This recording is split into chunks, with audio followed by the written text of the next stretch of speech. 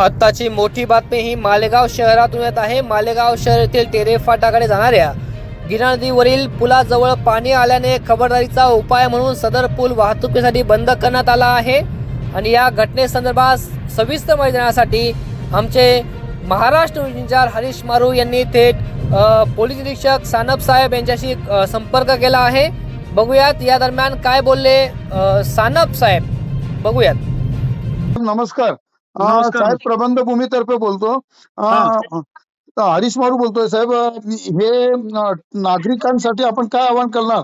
गिरणा नदीवरचा जो टेरे पूल आहे तो सध्या वाहतुकीला बंद करण्यात आलेला आहे आणि इतर काय अवस्था आहे, काय परिस्थिती, आपण काय आवाहन कराल, काय सांगताय साहेब आपण?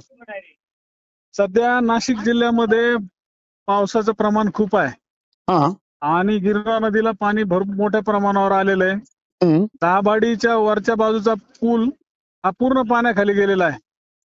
म्हणजे नेमका कोणता साहेब? दाभाडीच्या वरच्या बाजूचा दाभाडी गावाच्या वर एक लहान पूल आहे, पाटण्याकडे जाणारा पाटणा पूल, आणि तो पूर्ण पाण्याखाली गेलेला आहे। तसेच टेहरे येथील पूल आपण ब्लॉक केलेला आहे, जेणेकरून तो पूल जरा थोडा धोकादायक असल्यामुळं दोन्ही बाजूने वाहने जाऊ नये म्हणून आपण दोन्ही बाजूने बॅरिकेडिंग करून बंद केलेलं आहे। तसेच गिरणा पूल जो दुसरा आपला खालच्या बाजूचा जो पूल आहे तो पण आपण बंद तिथं बंदोबस्त लावण्यात आलेला आहे। तर जनतेला आवाहन करण्यात येत आहे की त्यांनी कुठलाही धोका पत्करू नये, पाण्याच्या ठिकाणी जाऊ नये आणि त्या पुलांवरून प्रवास करण्याचं टाळावं। साहेब, म्हणजे टेरे पूल जो आहे, एकलव्य पूल ज्याला म्हणता येईल, तो एक पूल वाहतुकीला बंद केलेला आहे। आणि हा जो मुख्य जो गिरणा पूल आहे, मुख्य जो मालेगावहून गिरणा पूल जो मनमाड चौफुलीकडे जातो, त्या पुला संदर्भात काय म्हणाल? त्या पुलावर योग्य तो बंदोबस्त लावलेला आहे, प्रिकॉशन घेण्यात आलेले आहेत। आपण जनतेला त्या ठिकाणी जाण्यास प्रतिबंध करण्यात आलेला आहे नदीच्या कडेला। नदी, पण तो पूल वाहतुकीला चालू आहे का कसं? वाहतुकीला चालू आहे। अच्छा, परंतु निष्कारण लोकांनी विनाकारण काही कारण नसताना घराच्या बाहेर पडू नये आणि तिकडे बघायला पण, गंमत बघायला पण येऊ नये असं आपण विनाकारण जनतेने घराच्या बाहेर पडू नये। पाऊस चालू आहे, नदीला पूर मोठ्या प्रमाणात आहे आणि शक्यतो नदीकडे जाणे टाळावं। हो साहेब, आणि साधारणतः मग हे पूल केव्हा, जो टेरे पूल जो बंद करण्यात आलाय, तो साधारणतः केव्हा, म्हणजे केव्हा उघडण्याची शक्यता आहे किंवा कसं काय, काय म्हणाल तुम्ही नागरिकांना? पाण्याचं प्रमाण पूर्ववत होईपर्यंत टेहरे पूल बंदच राहील।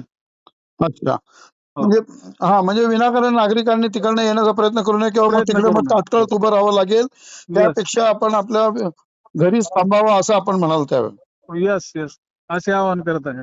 ठीक आहे साहेब, धन्यवाद। साहेब, आम्ही आपल्या प्रेक्षकांना आम्ही सांगतोय की आपले छावणी पोलीस स्टेशनचे पोलीस निरीक्षक श्री सानप साहेब आपल्या बरोबर आता फोनवर होते आणि सानप साहेबांनी नागरिकांना काय आवाहन केलेलं आहे आपण सगळ्यांनी ते ऐकावं आणि त्या पद्धतीने वागून शासन प्रशासनाला नागरिकांनी सहकार्य करावं अशी विनंती त्यांच्यातर्फे करण्यात आलेली आहे।